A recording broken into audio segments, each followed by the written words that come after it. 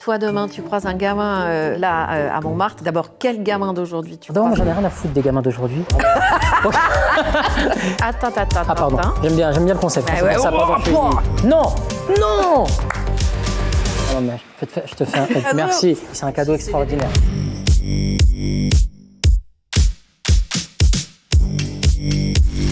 Salut les amis, salut les Lucettos. Eh oui, c'est bien le nom de ma commu, c'est fini, je peux plus en changer, c'est terminé. Desroches saison 2, épisode 3. Aujourd'hui, on va bien se marrer parce qu'on reçoit Malik Bentala. Salut Malik. Salut Elise, ça va bien. Salut les Bentalos également. Et vu qu'on en est là, et je suis très heureux d'être là, très rassuré. Parce que quand j'ai reçu l'invitation, je pensais que tu avais gaulé 2-3 virements que j'avais fait qui n'étaient pas nets. Et au final, c'est pour Desroches, donc je suis très heureux. Ah non, mais je les ai les virements. Ah merde, d'accord, ok, très bien. Désolé. C'est pas 2-3 ? Ah, c'est plus que ça. On s'en parle après. Oui. Tim, la bulle. Merci. Bon, je ne sais pas si tu sais, mais en tout cas, ici, dans cette émission, on fait des surprises. Ouais. Les derniers invités, je leur ai offert des cadeaux. Est-ce que tu imagines ce que je vais t'offrir à toi ? Ah est-ce que ça tourne... J'ai peut-être une idée, mais je peux me tromper totalement, étant donné que je suis un grand supporter du Paris Saint-Germain. Est-ce que ça tourne autour du foot, par exemple ? Rien du tout. Rien du tout, j'ai perdu, désolé. Ouais. Qu'est-ce que ça peut bien être alors là, je me donne ma langue au chat. Moi, je te donne autre chose et je peux te dire que tu vas bien rigoler. Regarde. C'est quoi ? Alors, ceci est une perruque d'Élise Lucet. Mais non. Ah, mais attends, mais tu sais que... alors, Élise, je ne sais pas si on te l'a dit, mais je te promets que j'avais dans l'idée de faire une parodie d'Élise mais Lucet. c'est ce que j'allais te demander. Je te promets. Et à un moment donné, j'ai été pris par le temps parce que vraiment, c'était dans mes petites notes. Dans la to-do list. Dans la to-do list. Et je voulais faire ça. Là, je suis la queen si tu fais. Et vraiment, je te le dis, je vais le faire. Cool. Je vais le faire. Je vais le faire. Et j'espère que tu viendras un jour dans cette parodie. Ah, mais avec grand plaisir. Je le ferai. Ah non, mais ça, c'est top. Et je la garde. Bon, alors, je savais pas que tu allais faire une parodie. Mais c'est fou. Mais moi, je te lance un deal, là. Ouais. À la fin de l'émission, tu la mets. Ouais. Et tu finis l'émission. Ok. Avec pas la de souci. Pas de souci. C'est toi qui fais Élise, quoi. Allez, c'est dealé. Pas de problème. Ok. Bon, tu connais un petit peu le concept de Desroches. On regarde d'anciens reportages d'Envoyé spécial. Ça, c'est pas sympa. Et on fait un react ensemble. Évidemment, on n'a pas choisi des reportages au hasard. Alors là où moi je te salue, c'est que tu n'as pas voulu savoir quels étaient les reportages qu'on avait choisis. Tu as préféré garder la surprise. Et moi, je trouve ça vraiment très, très bien. C'est gentil. Je voulais garder la spontanéité et être le plus naturel possible. Et alors donc, évidemment, nous, on s'est creusé la tête, on a choisi des reportages qui vont te parler, on a aussi préparé d'autres surprises. On va parler d'humour, évidemment, du PSG, donc tu avais raison, et de la diversité, ou plutôt du manque de diversité dans le cinéma français, parce que ça, je sais que ça te tient à cœur aussi. C'est plutôt Télérama ces derniers temps. Moi, ça va, mais Télérama, apparemment, ils en ont gros sur la patate. Et voilà, tu vois. Et on commence avec un reportage qui suit une troupe de théâtre. Mais alors, tu vas voir une troupe de théâtre qui est vraiment pas comme les autres parce que les comédiens, ils ont entre 10 et 15 ans. Ils reprennent des sketchs d'humoristes qui nous ont marqués. Ça s'appelle La Compagnie des Sales Gosses. C'est un reportage qui date de 1996. Donc, il a 30 ans. Il est signé Bernard Lebrun, Hervé Pozzo. Si tu veux, allez, go. Gérard! Non, Gérard! Gérard! Tu l'appelles, toi, il est à l'autre côté de la pièce. Gérard! Voilà. Dès que tu penses à ce que tu veux faire comprendre, tout de suite, tu trouves le ton. Gérard! Appelle-le. Il est là-bas, appelle-le. Gérard!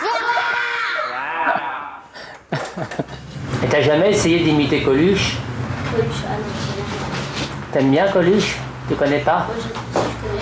Parce que t'as une bouille à imiter Coluche, toi. Carrément, non. T'as plus la bouille de Coluche que de Michael Jackson, entre nous. J'étais trop bon avec toi, lorsque tu as abandonné, largement t'étais-tu. Moi, je pose parce que, regarde, ils sont quand même dingues. Non, c'est dingue. Ça me rappelle, c'est un peu une Madeleine de Proust parce que j'ai une vidéo qui est à peu près identique. Je dois avoir le même âge à peu près, j'étais en CM2. Et je faisais un sketch, pareil, devant la caméra. Je faisais un sketch de Gad Elmaleh, qui était son premier spectacle Décalage. Et ça m'a permis, moi, en fait, quand je les vois là, ça m'a permis, moi, de devenir un petit peu populaire à l'école. À l'école primaire? Ou au collège? C'était l'école primaire. École primaire, j'avais 21 ans et... J'avais 21 ans, non. Non, CM2, c'était quoi? C'était 11 ans, il me semble. Non, CM2, non, c'est plutôt 10. Ouais, 10, 11 ans. Tu passes en 6e, tu vois. Oui, c'est ça. Donc, c'est à peu près 10 ans. Et quand j'ai devenu populaire. Grâce à des sketchs que je jouais, et je me rappelle très bien, j'étais à l'époque, ça s'appelait Classe de neige, je ne sais pas si ça existe encore. Ah ouais? Classe de neige. Moi, et je suis allée en classe de neige. Voilà, donc. Et alors, tu as joué en classe de neige un sketch? Exactement. Et je me rappelle, mon père il accompagnait, c'était l'accompagnant de la classe de neige. Et j'étais timide, je ne voulais pas jouer devant lui. Donc j'ai dit, ouais, moi je veux jouer, mais je ne veux pas que mon père soit là. Donc mon père est parti, a laissé la caméra tourner. Et donc il m'a filmé avec la caméra posée. Tu l'as la vidéo encore? Et j'ai la vidéo, je l'ai montrée à Gad, elle est passée. Faudrait que je te la retrouve. Ah, attends, on la veut. Ouais, faudrait que je te la retrouve. On y retourne? Allez, on y retourne. On est en train de travailler Coluche, on a beaucoup de mal, on essaie de se rapprocher de l'esprit de Coluche, de la voix de Coluche, mais il n'a jamais été question d'avoir la prétention de faire un deuxième Coluche. Il faut que derrière tout ça, on retrouve l'enfance, et c'est un enfant qui imite un adulte. Il y a un air, hein. C'est Ouais. Oh, ça Monsieur fume de la quitte avec les bigrites. Viens, Bon, voilà, en place sur le J'ai arrêté sur une pente. Savonneuse. Non, c'est fou. Non, mais attends. Savonneuse.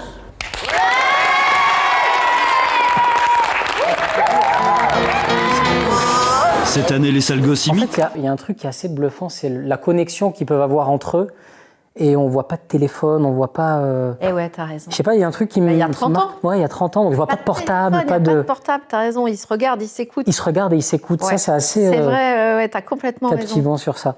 Je peux Vas-y. L'accès à la grande scène, répétition dans les combles de l'Olympia. Je veux dire, quoi que ce soit bien entre vous.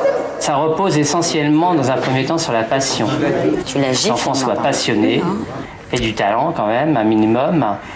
Et puis après, soit courageux, parce que c'est un travail titanesque.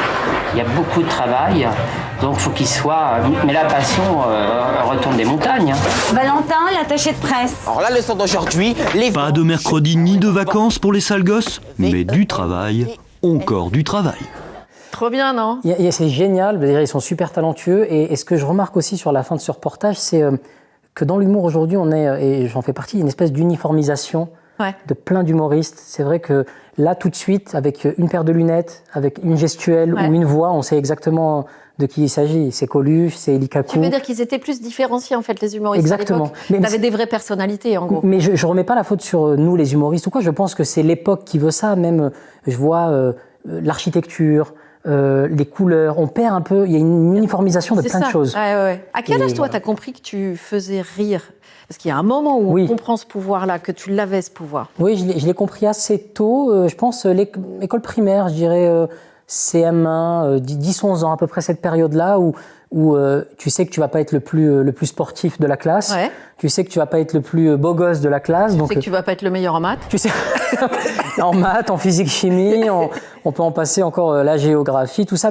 Et donc, tu te mets à sortir une blague dans la classe et ça rigole, ça réagit. Tu dis, oh, je viens de débloquer un pouvoir que je connaissais pas. Et on s'intéresse à toi et puis on vient même te demander, fais-nous des blagues, fais-nous rire. Et là, tu dis, ça a l'air d'être intéressant, ça. Et ça change la vie, non? Ça change la vie totalement, parce que tu gagnes en popularité, en confiance. Moi, j'ai toujours été un garçon complexé, comme beaucoup d'ados, par mon physique, par le poids, et l'humour, ça m'a permis de passer au-delà. Donc, franchement, je dirais 10-11 ans, et ça m'a suivi après. Mais il y a deux steps. Il y a le step de se rendre compte qu'on est drôle, et le step de se dire, je vais en faire un métier. Ça, c'est encore beaucoup plus tard. Mais je trouve que ce qui est chouette, c'est quand on est gamin, ce que tu dis, sentir à un moment qu'on a un pouvoir et que ce pouvoir-là, c'est l'humour. Et donc, du coup, ça te campe un personnage, un peu pour la vie, comme tu disais, mais qui tout de suite part sur d'autres rails. Pas le rail du bon élève, pas le rail du BG.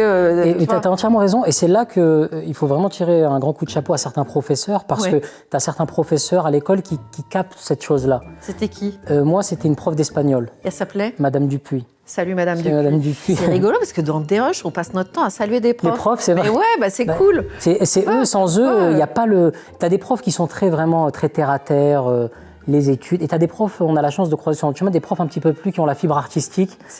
Et qui se disent, voilà, même s'il n'a pas forcément une bonne moyenne en maths, il peut faire autre chose. Mais il faut juste croiser les bonnes personnes qui vont pouvoir arroser cette graine qui va commencer à germer et qui va commencer à te permettre d'évoluer dans le bon sens. Et moi, j'ai eu une prof qui m'a... Eh ben voilà, alors les bonnes personnes, ça peut être Sylvie, la fille qui entraîne les sales gosses. Ok. La distribution, le recrutement, via les journaux gratuits distribués dans les boulangeries, c'est toute l'originalité des sales gosses et des appels. Il y en a. Je suis en CM2. Ouais. Je fais 32 kilos. Tu fais 32 kilos. Et tu mesures combien? 20 m 36. Ok, donc t'es un petit peu une crevette, quoi. T'es pas très grand, t'es pas très gros, hein. Bah non. Hein. Bon, écoute, tu sais ce qu'on va faire? Tu vas me préparer un sketch d'Elikaku. Ouais. Celui que tu veux. Tu choisis. Alors, quand même, dans ce qu'on fait, nous, il y a l'attaché de presse, il y a le professeur d'Elikaku. Tu sais, tu fais un extrait. Et puis, il y a Mémé Sarfati. Tu choisis un de ces sketchs. Tu te mets devant ta télé, ton magnétoscope. Tu mets une cassette et tu essayes de faire exactement comme Ellie en essayant de comprendre pourquoi il fait rire. C'est-à-dire que tu essayes de faire les gestes, les regards, toutes les intentions. Tu essayes de prendre sa voix, tu essayes de faire tout ça. Tu deviens Elikaku. Et puis je te donne un rendez-vous et on se voit là vite et tu nous montres ce que tu as fait.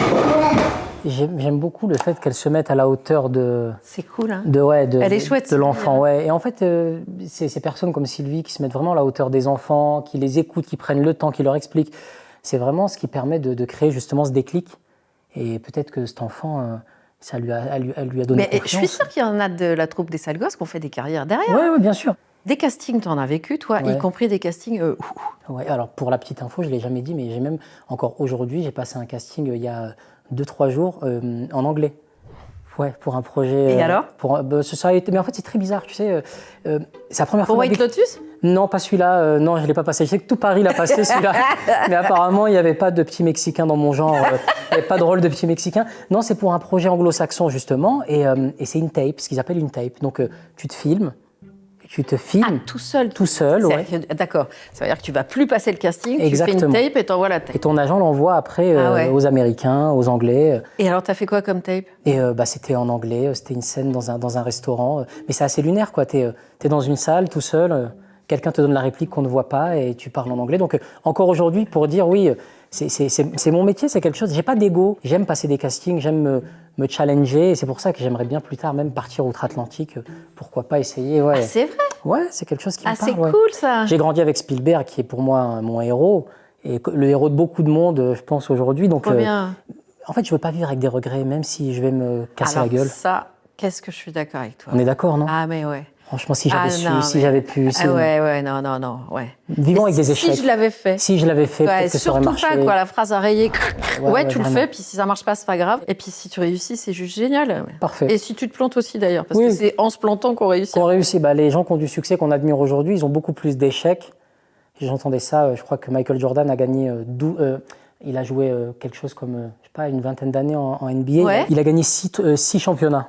Ça veut dire que les 14 années qui ont suivi étaient des échecs? Non. C'est justement ces 14 années qui lui ont permis d'accéder. Donc oui, je peux me tromper sur les chiffres. Je trouve que c'est une culture qu'on n'a pas en France. On n'a pas la culture de l'échec.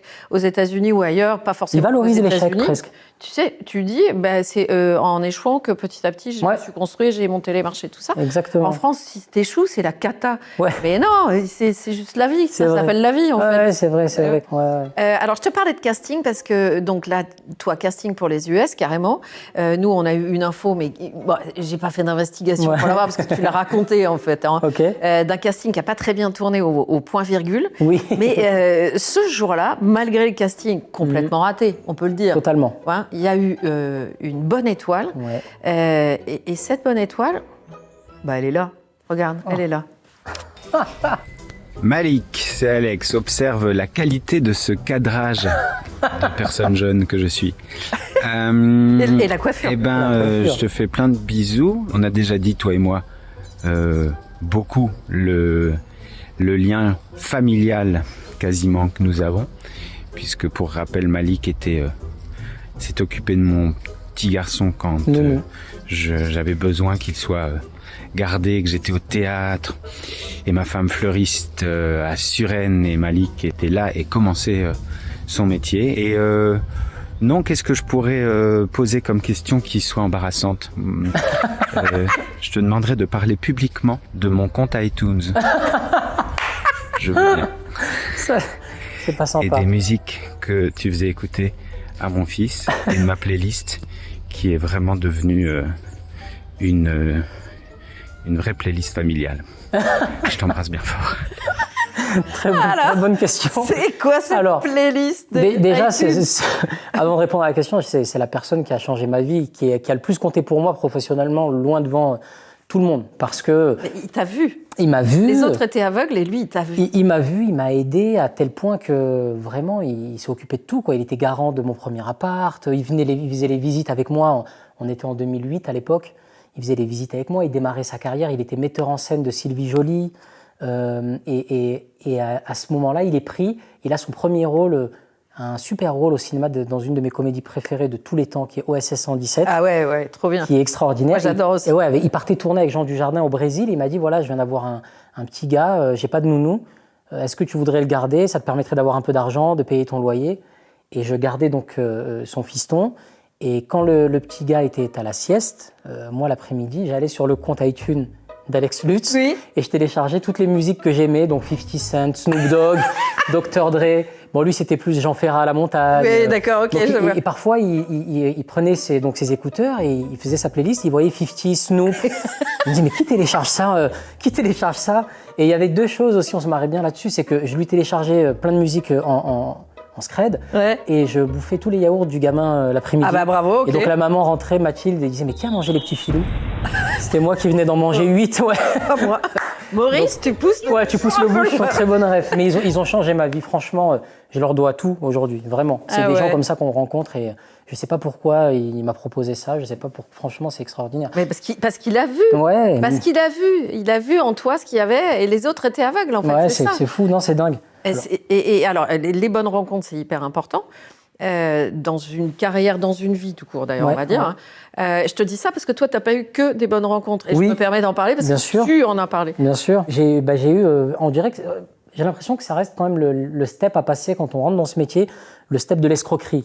Ouais. C'est-à-dire qu'il y a toujours un agent véreux qui voit un artiste qui semble isolé, qui n'a pas d'entourage et qui va promettre monts et merveilles. Ouais. Et c'est vrai qu'arrivé à cet âge-là, moi, j'ai pas de grand frère, j'ai pas de protecteur, on va dire. Quel âge là, 25 ans là. J'avais 24, 25 ans, donc je pensais décoller, que rien ne pouvait m'arriver. Le roi du monde. Exactement, et puis voilà, et il s'est avéré que je suis tombé sur un producteur véreux et je regardais pas, j'étais pas très regardant, on va dire, sur l'argent, sur les contrats. Et il s'est gavé. Et un jour, j'ai reçu ce qu'on appelle, toi tu dois bien savoir ça, je connaissais pas, j'ai reçu un ATD. Ah. Ouais, c'est un courrier des impôts qui stipule qu'on ne paye pas d'impôts depuis pas mal de temps, alors que je gagnais très bien ma vie. C'était le moment où ma carrière décollait, donc je me suis dit, mais comment ça, je paye pas d'impôts? C'est une folie, je suis en règle normalement. Et là, je me rends compte. Lui m'avait dit, voilà, nous, on s'occupe de tout, on s'occupe de l'aspect financier de manière à te concentrer sur, voilà. Bien sûr. Et moi, c'est de ma faute, de toute manière. Mais sans ça, j'en serais pas là aujourd'hui. Ça a été. C'est un peu ce qu'on disait. Tu te plantes une fois, mais pas deux, quoi. Exactement. C'est bon, t'as compris. Là, j'ai pris une bonne baffe dès le départ. Ouais. Et ça m'a permis de me recentrer tout de suite. Parce que si j'avais pris cette baffe peut-être l'année dernière, c'est plus dur de redémarrer, tout ça. Carrément. Et là, alors bon, il y a les bonnes étoiles, Alex Lutz, formidable. Bien sûr. Puis il y a les vautours. Et il y a les vautours, comme dans tous les métiers, que ce soit le sport, la culture. Et c'est ça, c'est ce que j'essaie de dire aux plus jeunes qui démarrent. Mais... Et c'est ce que j'allais te demander, tu leur dis quoi du coup? Alors, je me suis rendu compte d'une chose, ça peut paraître un peu égoïste, mais en fait, il faut les laisser... Se planter. Ouais. Non, mais c'est horrible parce que... Mais je suis pas loin de penser que tu as raison. C'est vrai, ouais, tu penses ça? Il faut se planter une fois, parce qu'en fait, quand tu t'es pris le mur une fois, c'est bon, tu as compris. Tu as compris. Voilà. Et tu peux passer pour la personne qui ne veut pas les laisser vivre leurs expériences plutôt. Oui. Donc, j'ai essayé d'en parler 1-2 fois, et puis non, vaut mieux les laisser... grandir, réussir, se tromper, redémarrer, c'est comme ça. Bon, en tout cas, il faut le faire tant qu'il n'y a rien de grave. Si c'est que des histoires d'argent, d'argent, tout ça. Mais si tu veux bien, on continue avec un troisième extrait. Pardon. J'aime bien le concept. Parce que tu vas voir que les enfants de la troupe des sales gosses, ils sont coachés par quelqu'un que je crois tu as beaucoup apprécié. Ah ouais? Regarde. Bon, alors je vous préviens. Premier que j'attrape, je ne sentais pas poter voir, quoi que ce soit, c'est immédiatement par amende et rapide, bien clair. Car j'estime que je vous aurai assez prévenu. Invité de marque pour cet énième filage du spectacle, Elie Kakou, l'auteur du sketch vieil ami de la troupe. Fidèle conseiller artistique des Sales Gosses, il suit Aurélien depuis ses débuts. Analyse critique du maître pour l'élève.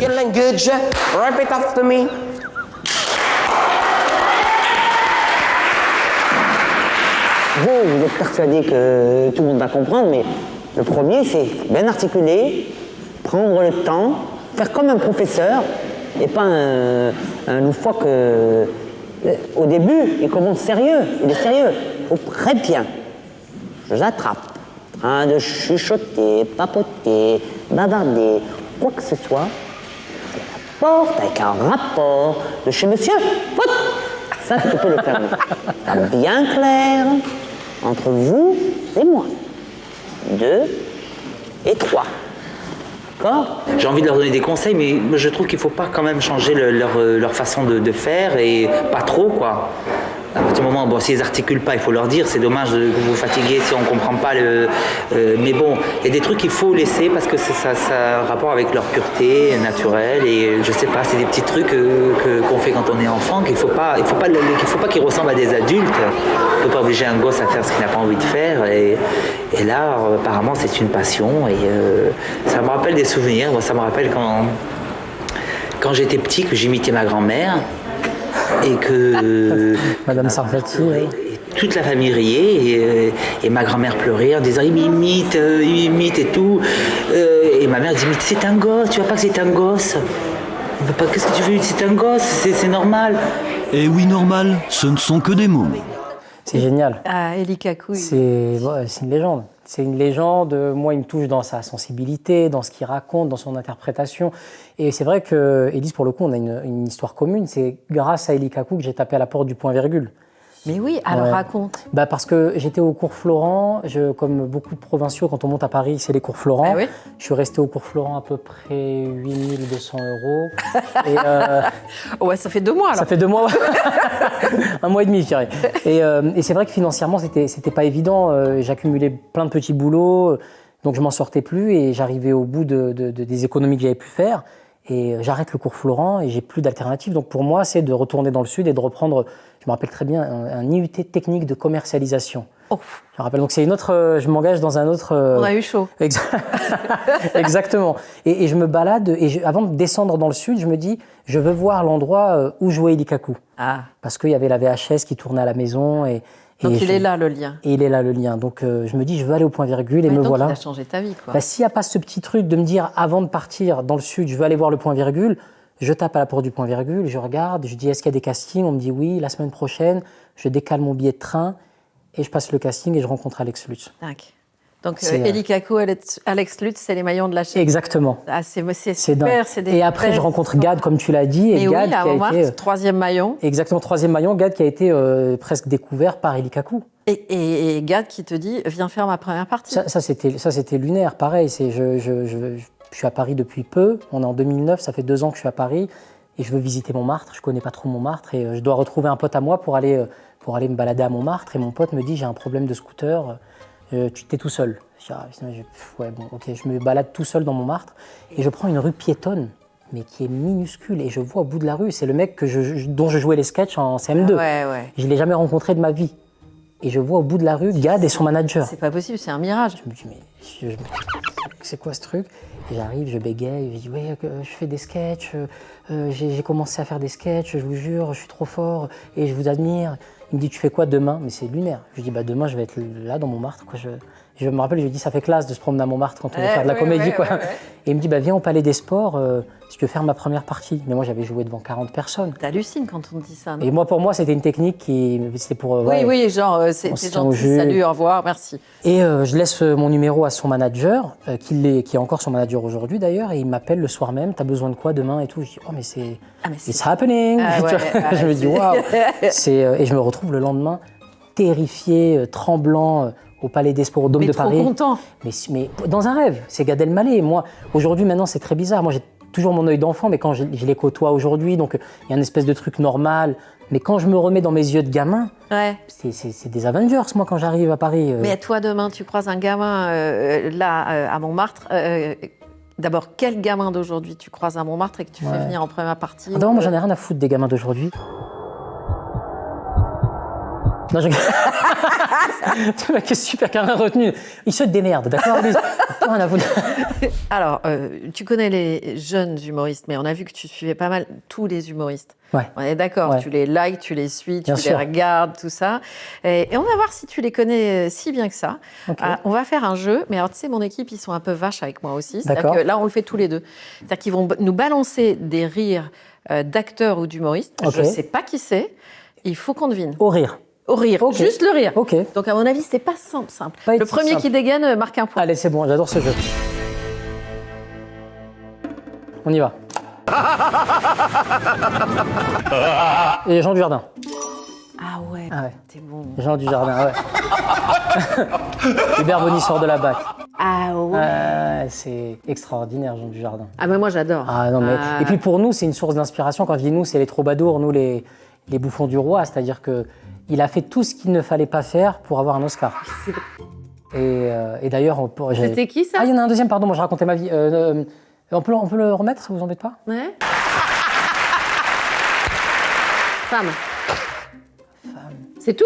Ah ouais, c'est dur. Tu peux le remettre une deuxième fois? Ouais. Non mais là, vous êtes vache là. Hein. C'est trop hard. C'est pas Florence, non. Non, je rigole pas comme ça, Florence Forestier. Balasco? Non. Muriel Robin. Robin, ouais, peut-être Robin. Je l'ai dit avant. Tu l'as dit avant. J'ai dit Ro, t'as dit Bain. Ouais. Ça fait Robin. C'est Muriel Robin. Pour l'instant, je me prends une pilée. Hein. Jamel. Jamel. Mais comment tu veux que je gagne? Comment tu veux que je gagne?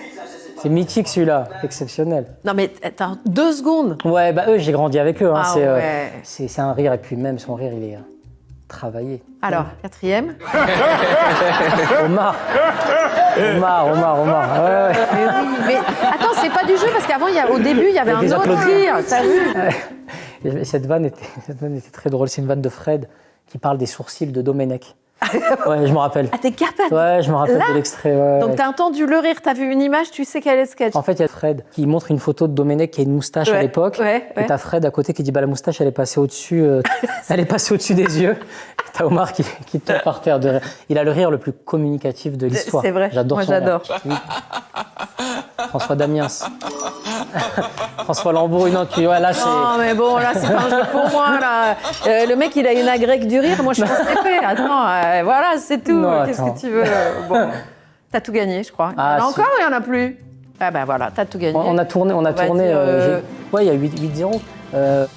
Ouais, minimum, ouais, 15-0. J'ai eu la chance de diriger François dans le film que j'ai réalisé qui s'appelle Jack Mimoun, et je lui demandais souvent, s'il te plaît, rajoute-moi un peu le rire en fin de phrase. Je voulais ce rire-là qui est sa marque de fabrique. Et des fois, il rit et il rajoute aussi le sortage de langue. C'est François Lambrouille qui est un génie. Là, on a eu quand même le haut du panier en termes d'humour. T'as vu quand même? Ah ouais. Hein? Omar, bon, moi, Jamel, je vois que je me suis pris une pilée totale. Allez, on fait les rires des milliardaires d'extrême droite maintenant. Là, je vais pour équilibrer. Oui. Bon, bah écoute, moi j'ai quand même une petite surprise pour toi. Parce que encore, mais je suis gâtée. Non, il y en a d'autres, Mais là, j'en ai une maintenant. Ok. Parce qu'on vient d'entendre des acteurs, des humoristes confirmés. Nous, on est retourné voir la promo 2026, là. Ok. Des sales gosses. Ah bah non, vous les avez suivis? Ouais. 2026, les gamins qui ont entre 8 et 15 ans. Des sales gosses, et on leur a demandé d'imiter un sale gosse. Ah, il existe encore, c'est génial. Bon, les sales gosses, je sais pas si vous êtes au courant, mais là, c'est du sérieux. Vous allez être castés pour faire un sketch de Malik Bentala. Et ça rigole plus, quoi. C'est Sylvie encore. Moi, je veux le niveau. Non. Oui, c'est Sylvie. C'est fou. J'aurais dû m'en douter qu'on était une famille bizarre. Vous savez à quoi on voit qu'on est une famille bizarre? À nos frigos. Ah. Mais vous avez vu le frigo des gens normaux? Déjà, quand tu l'ouvres, il s'ouvre pas comme ton frigo. Non, eux, ils s'ouvrent comme les portes du paradis. C'est les portes du monde de Narnia. Moi, mon frigo, le premier truc sur lequel je tombe, c'est une tête de mouton coupée. Le mouton, il te regarde comme ça. On dirait qu'il va te dire, tu veux une glace? C'était il y a quelques jours, ils l'ont fait que pour toi. C'est trop mignon. Franchement, c'est le meilleur cadeau. Désolé, j'aime beaucoup la perruque, mais c'est un super cadeau. Non, mais la perruque, c'est un cadeau pour moi aussi. Ah, ok, d'accord. Parce que si tu fais une parodie, là, c'est un cadeau. Je vais le faire, mais franchement, ça, c'est sublime. Ils sont trop mimi. Ils sont extraordinaires. Et puis même, moi, c'est ce qui m'émeut le plus. Dès qu'on refait mes sketchs et tout, il y a quelque chose où je me revois imiter d'autres sketchs. Non, franchement, je les invite, c'est quoi j'invite toute la troupe au Casino de Paris, tiens. Ah ouais, je les invite au Casino de Paris pour le spectacle, vraiment. Ah, ils vont être trop contents, ça va être trop bien. Ah, c'est super sympa, c'est bien ça, c'est vachement bien. Alors maintenant, je voudrais bien, si tu veux bien, parler un peu de cinéma avec toi. Bien sûr. Parce que tu disais que tu rêvais pas de faire du cinéma quand tu étais en CM1, CM2, là. Mais pour le coup, dans une interview, j'ai vu que tu parlais souvent, et je pense que tu as raison, du manque de représentation d'acteurs racisés dans les films quand tu étais plus jeune. Et peut-être d'ailleurs aussi aujourd'hui, on va en parler juste après. Nous, on avait fait un reportage là-dessus dans Envoyé spécial, ça s'appelait « De la cité au ciné ». C'était en 2011, donc tu vois, c'était quand même il y a 15 ans. 15 ans, c'était les titres très 90s, quoi, tu vois. Ouais, de la cité au ciné, ouais. Ouais, 2011, on était un peu en retard, ouais. Alors, c'est un reportage qui est signé Laurent Hakim, Guillaume Michel. Je te laisse regarder un extrait où on entend d'abord Jamel Ben Salah, Neuilly sa mère, Beurre sur la ville, Il était une fois dans l'Oued, enfin tout ça. Et il y a un humoriste aussi que tu connais bien, que tu vas voir. Ne pas mettre d'asiatiques, de noirs, de maghrébins, d'handicapés, c'est ne pas vivre dans le monde dans lequel nous sommes, quoi. Moi, dans mes films, je raconte la vie. Dans la vie, il y a tout ça, quoi. Il y a une diversité incroyable. Donc moi, je raconte la diversité française, telle que je l'imagine. Après, on n'aime pas mes films. Mais moi, dans mes films, il y a de la place pour tout le monde. Le sens de mon cinéma, le sens de mon combat, c'est de faire en sorte qu'il y ait plus de perméabilité dans la société. De faire en sorte que les gens ne restent pas sur des positions sectaires, ne restent pas figés, mais puissent simplement communiquer. Parce que je pense que de la discussion jaillit toujours la lumière. Voilà, il faut échanger. Il faut aller les uns vers les autres. Boudère, lui, a réussi dans le spectacle, mais il n'a pas oublié les copains dans la galère. Pour lutter contre une maladie sociale française, la discrimination qu'il a dû affronter. Moi, je l'adore. La scène du thé est toujours radicale. Il faudrait qu'on fasse apparaître des quotas, parce qu'on n'est pas capable aujourd'hui en France de prendre quelqu'un parce qu'il est bon ou parce qu'il a des bonnes capacités. On le prend parce que il a un faciès qui plaît. Prenons en exemple l'Angleterre, prenons en exemple ces pays où on ne regarde pas l'ethnie, mais on regarde surtout les compétences, et on avancera. Aujourd'hui, on regarde le nom de famille, on regarde la gueule, et pas les compétences, c'est dommage. Parce qu'on passe à côté de plein de bonnes choses qui pourraient faire avancer la France, quoi. Moi, j'apporterais, en tout cas en 2026, de la nuance. Moi, mon propos, c'était pas de dire qu'on ne voyait pas assez d'acteurs racisés. Je trouve qu'au contraire, ça progresse, et je trouve que quand on voit des Karim Leclou, des Tahar Rahim, des Omar Sy, des Jean-Pascal Zadi, moi, petit à petit, vraiment, on y est. Non, en revanche, moi, j'avais mon point de vue, il était un peu différent. C'est-à-dire que je ne voulais pas qu'on me cantonne au même personnage. Toujours au même rôle, au même personnage. Au-delà de on reste dans le cliché, quoi. Voilà, au-delà des origines, tout ça, c'est je ne veux pas m'enfermer dans le même personnage du mec un peu sympathique, machin. Donc, je trouve que en France, lorsqu'on trouve son clown, c'est-à-dire le gars du Sud, le gars du Nord, dès qu'on trouve son clown, on l'étire, et c'est très difficile par la suite d'en sortir. Moi, j'aime beaucoup, aux États-Unis, j'aime beaucoup un acteur qui s'appelle Jonah Hill, qui a commencé avec une comédie qui s'appelle Superbad, qui est une comédie vraiment très ado, très teenager et tout, et qui finit avec Le Loup de Wall Street ou 90s, qui est un genre de cinéma totalement différent. C'est pour ça que je suis content quand je vois un Dubosc qui a un César. C'est ça. Et voilà, je me dis, ou Jean Dujardin, qui a vraiment joué plein de trucs différents. Jardin, c'est les étoiles encore plus. C'est parti, c'est extraordinaire. C'est génial. C'est ça. Il a réussi à ne pas être cantonné dans un rôle. Exactement. Et pourtant, il a été excellent dans les OSS et tout ça. Formidable. Mais c'est pas pour ça qu'il est à l'Oscar. Formidable. Mais c'est très délicat En fait, c'est comme si on débloquait un monde et on trouvait son clown, on se disait ça y est, ma carrière décolle et je vais enchaîner plein de rôles, plein de trucs. Et c'est à ce moment-là qu'on doit dire non, stop, se freiner, dire on va refuser et passer ailleurs. Et je trouve qu'aujourd'hui, parler de la représentation des minorités, tout ça, c'est s'auto-ostraciser. Je pense qu'aujourd'hui, on arrive à une génération où on est là pleinement. J'entends pas les autres acteurs parler de oui, mais on est là, on existe, on est français, tout va bien. Et je trouve qu'en parler, c'est remettre encore une pièce dans un débat qui existe depuis c'est ringard d'en parler. C'était peut-être le bon débat il y a 30 ans, Exactement. ou 25 ans, ou même en 2011 quand on faisait le sujet, mais qui n'est plus le débat aujourd'hui. Mais oui, quand on regarde la liste des 50 personnalités préférées des Français, Teddy Riner, Soprano, Kylian Mbappé, Zinedine Zidane, Omar Sy, Tony Parker. Ouais, bien sûr. Alors toi, en 2022, tu réalises ton propre film. Ça s'appelle Jack Me Moon, dans le titre. Un film d'aventure à la Indiana Jones, où tu avais le rôle principal. Pourquoi ce film-là, qui est le premier que tu réalises, et ce rôle-là, c'était si important pour toi? Pour moi, c'était très important parce que, je l'ai cité tout à l'heure, je suis un fan de Steven Spielberg. Et moi, j'ai voulu faire ce film pour deux choses, c'est-à-dire rendre hommage à ce cinéma des années 80, Retour vers le futur, Indiana Jones, les Goonies. C'était ces films qui me faisaient voyager. Et dans ces films, on rejoint un peu ce qu'on disait auparavant. On parlait ni de religion, ni de couleur de peau. On partait juste à l'aventure, quoi. Et moi, je voulais créer un héros où, justement, on voulait... Qui partait à l'aventure, quelle que soit son orientation sexuelle, quel que soit son milieu social. Et je voulais faire un film qui rassemble et qui rend hommage aussi à mes premiers amours. Et c'est ce que j'ai essayé de faire. C'est vrai que c'était pas évident. On a tourné en plein Covid en Asie. Wow. Donc c'était rock'n'roll. Là, tu t'es mis l'épreuve. La difficulté. C'est plus un 110 mètres haies, c'est un 110 km haies. C'était quelque chose, quoi. Là, vivre le Covid en Thaïlande, c'était une aventure. Donc la deuxième expérience sera beaucoup plus simple, je pense, en tant que réalisateur. Et ça m'a permis de rencontrer des acteurs fabuleux. Benoît Magimel, François Damiens, Joséphine Japy, qui est incroyable, et Jérôme Commandeur. Donc c'est important de rendre hommage à mes premiers amours. Alors, tu as parlé d'Indiana Jones. Nous, on s'est décarcassé avec toute l'équipe de Desroches. Là, tout le monde s'y est mis. Harrison Ford ouais, on s'est dit Harrison Ford. Ah ouais. Non. Harrison Ford, on y était presque. Hein. Franchement, on y était presque. On était ça. Et puis non, c'est pas arrivé, ça n'a pas marché. Putain, j'ai soif, moi, la vache. J'ai soif.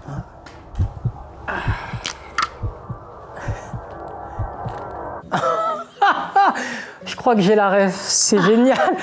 J'adore l'eau. Dans 20 ans, 30 ans, il y en a plus. Merci beaucoup pour cette rêve. Merci infiniment. Non. Hi, Malik Bentala. Non. Je suis un peu dans le foncé. Mais non. J'écris un script, c'est comme ça que je travaille. Écoute, Malik, je sais que t'es un fan de moi, et moi aussi. Je suis à Hong Kong pour l'instant, et bientôt on se verra. C'est Lia. Love you, bro. I'll talk to you soon. Yeah. Mais non. Lia est pas capable de faire ça. Mais non. Mais là, je suis... Alors, Alex, c'est mon frère, c'est ce que vous allez dire, la réaction par rapport... Alex, mais je cherche à avoir ne serait-ce qu'un coucou de Jean-Claude Van Damme depuis 15 ans. Cadeau. Tout le monde me... Ah non, mais je te fais un... Merci beaucoup. Cadeau. Merci. Et ça, moi, c'est un de mes héros. Mais je sais. C'est un de mes héros. Qu'est-ce que tu crois? Et je vois tout le monde recevoir des messages de Jean-Claude, et moi, je me dis, purée, une fois, il a fait un live sur les réseaux, et je mettais des commentaires, Jean-Claude, ça va? Jean-Claude, c'est moi. Jean-Claude, c'est Malik, machin. Et les gens disaient, mais t'arrêtes un peu, toi, il te calcule pas, il s'en fout. Il m'a dit, vous me l'enverrez? Mais évidemment, c'est cadeau de Desroches, c'est juste pour toi. Desroches, merci. Mais voilà. Et en plus, franchement, il l'a fait en 48 heures. Non. Ouais. Moi, j'ai eu son agent, il m'a dit, mais il adore Malik et tout. Bon, il est à Hong Kong, ça va être un peu difficile et tout. 48 heures après, j'avais la vidéo. Et t'as vu la classe de la vidéo? Ah non, mais en plus, il te dit, je suis à Hong Kong, je prépare un... Jean-Claude. C'est Jean-Claude. Ah ouais, non. Le boss. Tu vois qu'il n'a pas cadré parce qu'il est en grand écart. Il fait la vidéo, il est en grand écart, ça se voit, je le sens. Il a cadré que là parce qu'il est en... Mais c'est sûr. Mais le boss pour toi. Non, mais pour moi, on parlait de réaliser ses rêves et il vient de Belgique. Il en parle en interview, il n'avait pas le meilleur des physiques pour réussir à Hollywood à l'époque où il fallait mettre les mecs quand même assez beaux gosses, américains, musclés. Le mec, il est parti à l'aventure. Il a réalisé son premier film, il a fait lui-même le montage, il a ramené son pote pour jouer le méchant. Et puis même, c'est lui qui a ramené John Woo aussi, qui est un super réalisateur.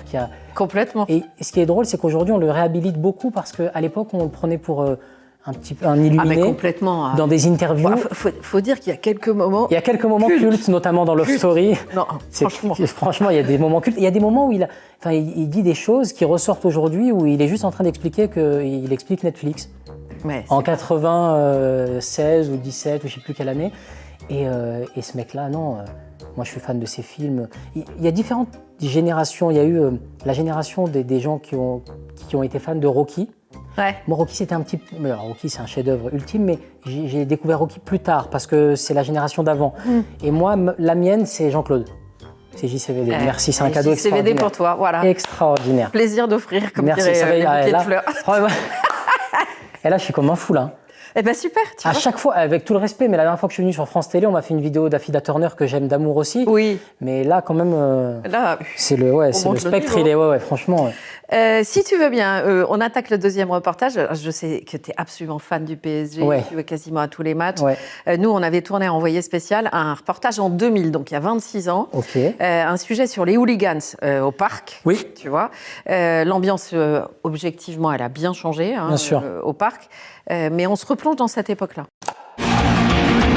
Ce jour d'octobre dernier, transformé en forteresse, le Parc des Princes accueille l'un des matchs les plus redoutés du championnat. Attention pour la rentrée des joueurs, là maintenant moniteur de reçu. Paris Saint-Germain, Olympique de Marseille. Pour Marseille, score 1-0. À l'intérieur du stade, les supporters des deux camps sont surveillés sans relâche depuis un PC sécurité en ébullition, véritable tour de contrôle. Oui, attention pour moniteur 3, tout d'abord. Police, justice et responsables de la sécurité des deux clubs y décryptent la vie des tribunes. On y commande les caméras de surveillance. On y décide de l'intervention des forces de l'ordre. Victor 12 arrêté, sur vélo. Oui, Verlaine, vous allez intervenir, Verlaine. Intervention moniteur steward. Non, mais il faut le prendre. Allez, moniteur 3, vous me chopez ce type là qui donne des coups de pied. Les gars qui sont sur le tour, vous les chopez. L'intervention de Verlaine, donc au niveau de la tribune de Boulogne. Oui, écoutez. Pas Jojo, hein. 310, 310. Ça me passionne encore, moi. Ouais, regarde ça 26 ans plus tard, ça me... Ah waouh, ah ouais. Bien sûr. Allez, c'est Clément, très bien. C'est bien joué, Verlaine. C'est bien joué, ouais. Ouais, super bien joué. Après le match, l'attention de la police ne se relâche pas. Pour séparer les deux flots de supporters, il aura fallu ce soir-là plus de 1000 policiers et gendarmes. On va même jusqu'à raccompagner les Marseillais à leur bus. Dans le même temps, les Parisiens sont chassés des alentours du stade.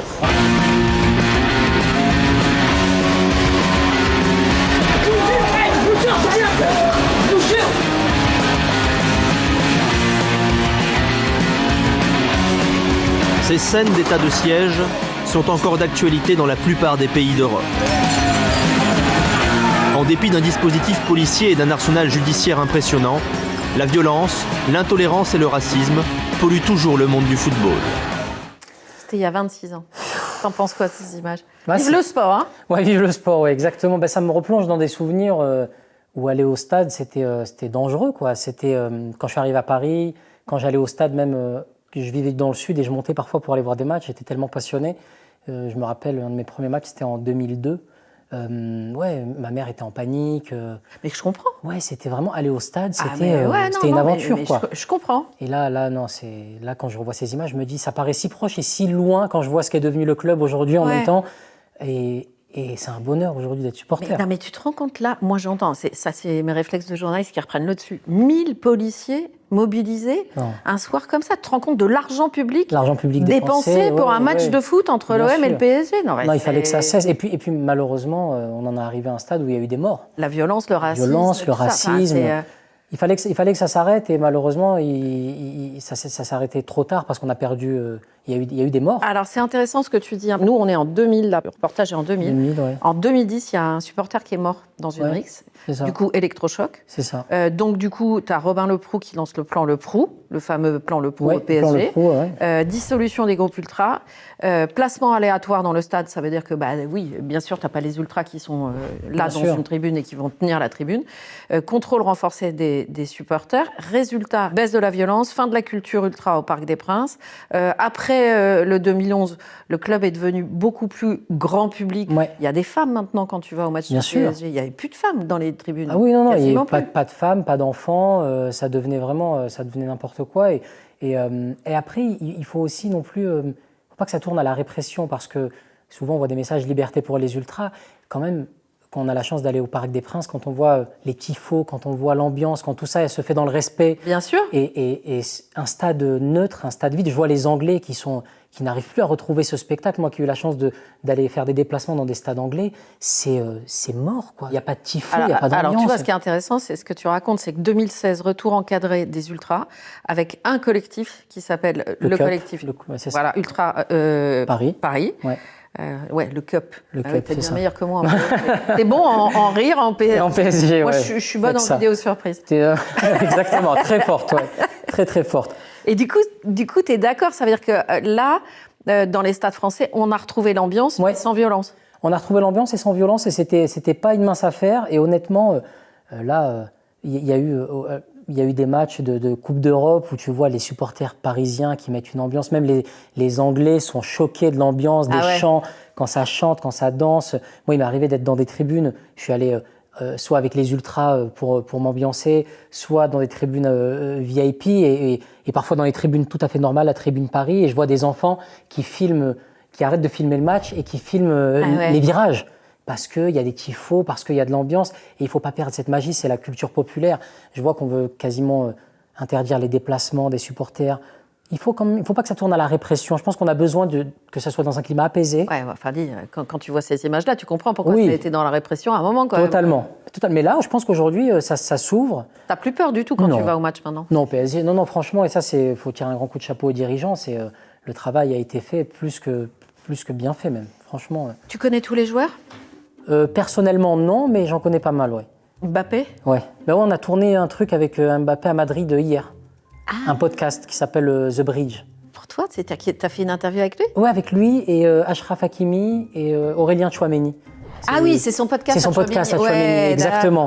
Et Kylian, on se connaît depuis 2017. Et alors moi, tu sais que j'ai eu la chance de faire une interview de lui. Oui, qui a beaucoup tourné. Ouais, pour envoyer spécial. Qui a été reprise partout. Et moi, j'ai été complètement bluffée. Enfin, toi, ça va pas te bluffer, mais par l'intelligence de ce gamin. Quand j'ai tourné l'interview, il avait 20 ans tout juste. Et en fait, il a une maturité hallucinante. Il réfléchit vachement. Il est super intéressant. Et ça reste quand même quelqu'un de son âge, quoi. Là, on l'a un peu chambré avec son permis de conduire. Il a raté son permis? Non, il l'a eu. Ah. Il a eu, mais il était un peu stressé. Il y a des images qu'on tournait dans Paris où il se garait, où il essayait de sortir. Ah oui, il l'a eu il y a 4 jours. Il l'a eu il n'y a pas très longtemps. Je vais te montrer un court extrait du même reportage d'Envoyé spécial, réalisé donc en 2000. D'accord. Mais moi, je pense que ça va parler et que tu as une petite histoire à nous raconter derrière. Ok. Comment exclure les extrémistes des stades? D'un point de vue juridique, cela n'est pas si simple. Et est-ce qu'on a pris une photographie? Les soirs de match, Anne Vaugien a des yeux partout. Premier substitut du procureur de la République de Paris, elle est chargée d'entamer des poursuites en cas d'infraction. Vous ne pouvez pas interdire à quelqu'un de venir sur un stade ou d'avoir un abonnement s'il n'a pas été condamné. C'est un citoyen comme les autres, et même si vous savez qu'en fait il est potentiellement dangereux, il est extrémiste, du moment vous n'avez pas la preuve qu'il est fauteur de troubles individuellement et qu'il n'a pas été poursuivi et qu'il n'a pas été condamné, vous n'avez pas le moyen légal de lui retirer un abonnement. Ah ouais, lui il est déchiré complètement. Il est déchiré complètement. Les caméras de surveillance doivent prendre les fautifs sur le fait, et parfois elles arrivent trop tard. Illustration.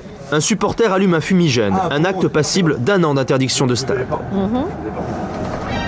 Et le deuxième, le fumigène... Va au bout. Ok. Vous avez pris ou vous n'avez pas pris? Vous n'avez pas pu? On a pris pas mal de fumigènes, mais une fois allumé, bien sûr. Lorsque la caméra le repère, il masque son visage avec une écharpe. Impossible de l'identifier, il ne sera donc pas poursuivi. Oh, la chance. Parce que moi j'ai la ref, je l'ai la ref. Eh oui, j'ai pas mis d'écharpe. Alors je me suis fait interdire de stade 6 mois parce que j'ai allumé un fumigène. Sans mettre d'écharpe. Sans mettre d'écharpe. Le pire, c'est que Alors, comment ça s'est passé? C'est que je me retrouve avec les Ultras. Ouais.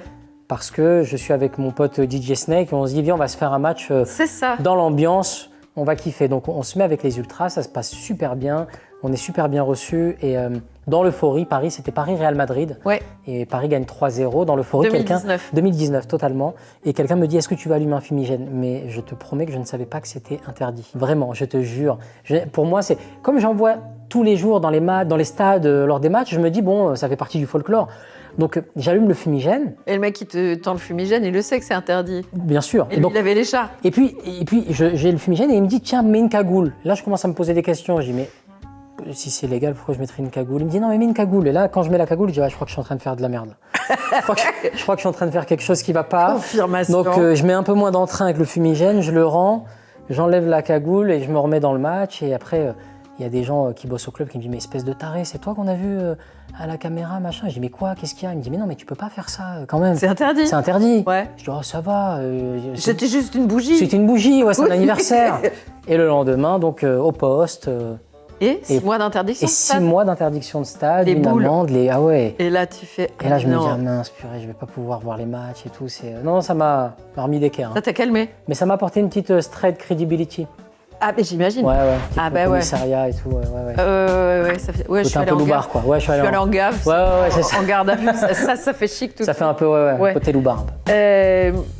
Allez, si tu veux bien, on relance le reportage. Okay. Prépare-toi, parce que là, tu vas entendre des propos. C'est 2 supporters du PSG. Mm-hmm. On est devant le parc. Il y a des propos qui vont te choquer, c'est certain. On est en 2000. Ok. Nous avons rencontré 2 habitués de la tribune R1. Ce ne sont pas des marginaux, ils ne témoigneront qu'à visage caché. L'un d'eux se prétend même ingénieur, mais leur discours est hallucinant. Ici au Parc des Princes, la tribune R1, c'est une tribune blanche. Tribune nationaliste, oui. Ça ne vous gêne pas que des personnes de couleur ne puissent pas rentrer? Disons que depuis que je fréquente le COP de Boulogne, ça a toujours été comme ça. Je ne suis pas choqué. C'est plus une habitude. C'est une habitude, mais vous en pensez quoi sur le fond? Entre nous, on n'en parle pas. On estime que le Parc des Princes est suffisamment grand pour que chacun puisse y accéder.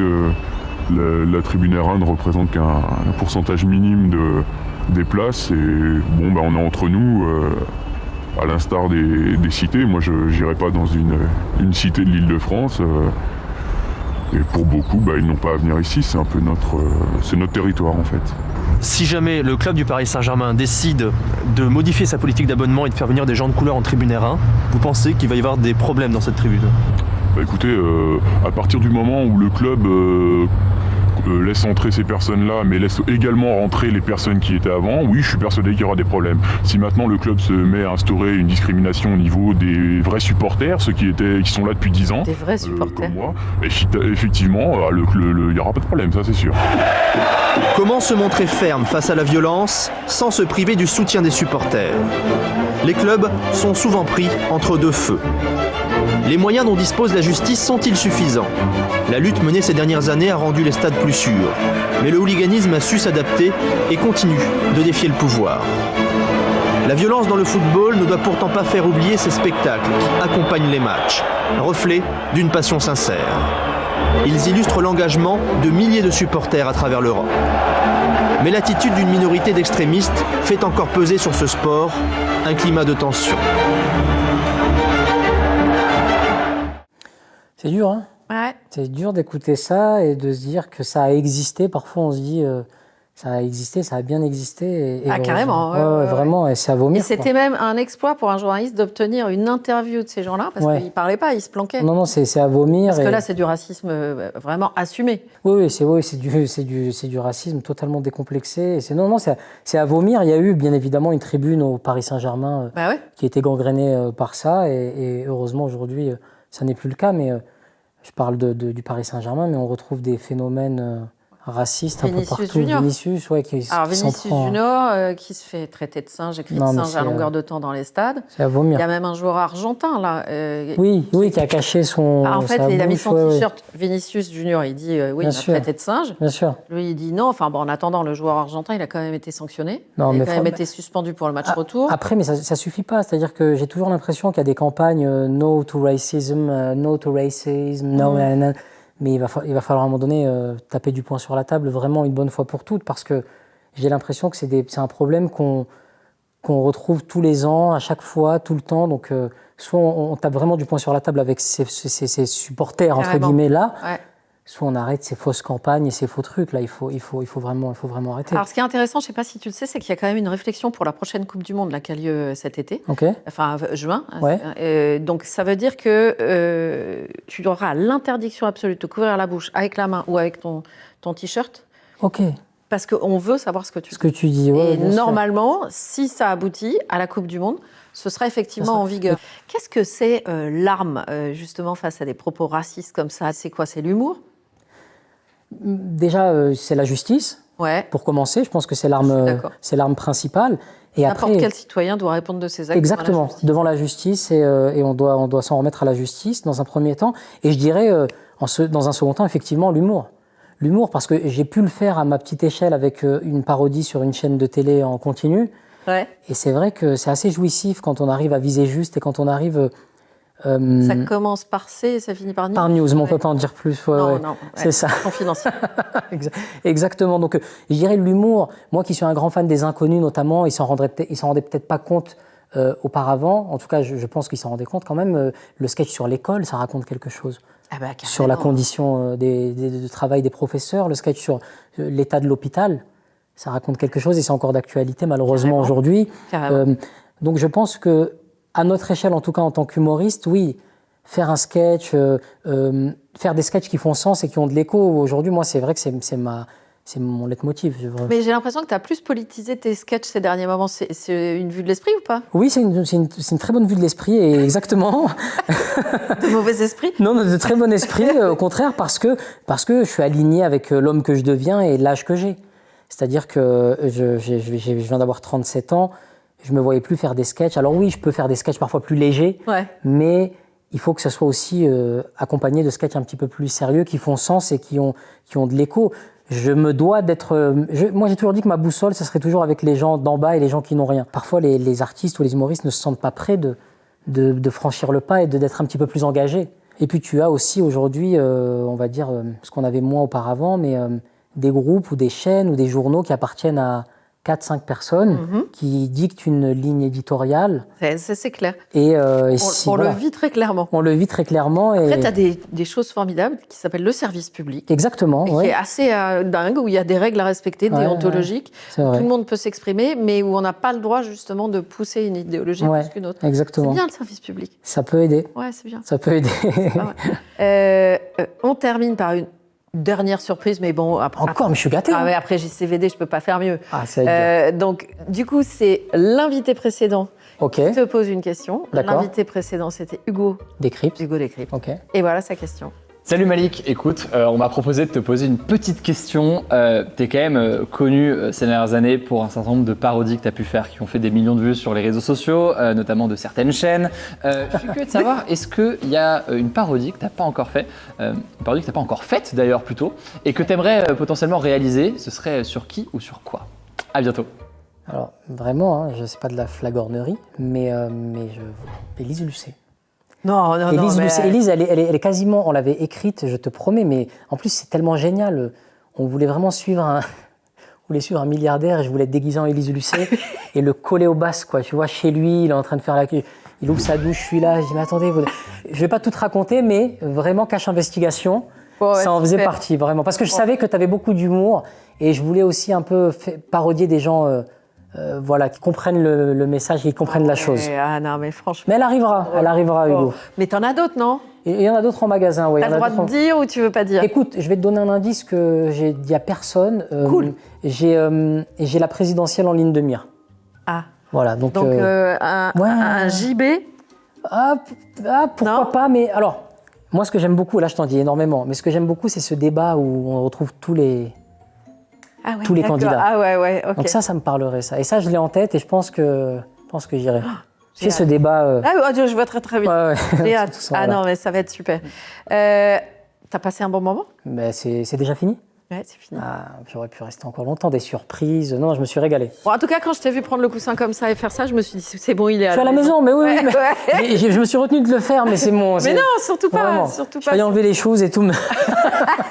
Non, c'était super, merci. Bon, merci vraiment d'être venu dans Des Rushs. C'était super. Merci à toi, Elise, on a pris un vrai plaisir à te recevoir. Pareillement. Et à te faire des jolies surprises. La prochaine invitée, parce que ce sera une prochaine. On a reçu des remarques là-dessus parce qu'on ne recevait pas assez de femmes. Et alors, on est à fond d'accord. Donc, ce sera une prochaine invitée. Ce sera une femme. Et il y en aura plusieurs. Donc, pas de souci là-dessus. Vous inquiétez pas. On est tout à fait d'accord avec vos commentaires. Voilà. Donc, c'est la fin. Deal. C'est toi qui vas finir l'émission. Alors, je vais tu me permets de sortir de là, me la mettre vraiment, si je peux. Je te fais une entrée de. Ah ouais, vas-y. Je te fais une entrée de champ, bouge pas. Parce que tu es souvent debout, hein. Bah, je suis debout. En fait, tu es souvent en train de courir. Attends, je te regarde. Attends, est-ce qu'elle est. Ouais, c'est pas mal. Mets un peu la mèche comme ça, tu vois. Ouais, ce bout de mèche là. Oh, c'est pas mal. Allez. Regarde ta caméra. Monsieur Bolloré, non. Ben voilà, c'était des rushs. C'est Élise Lucet.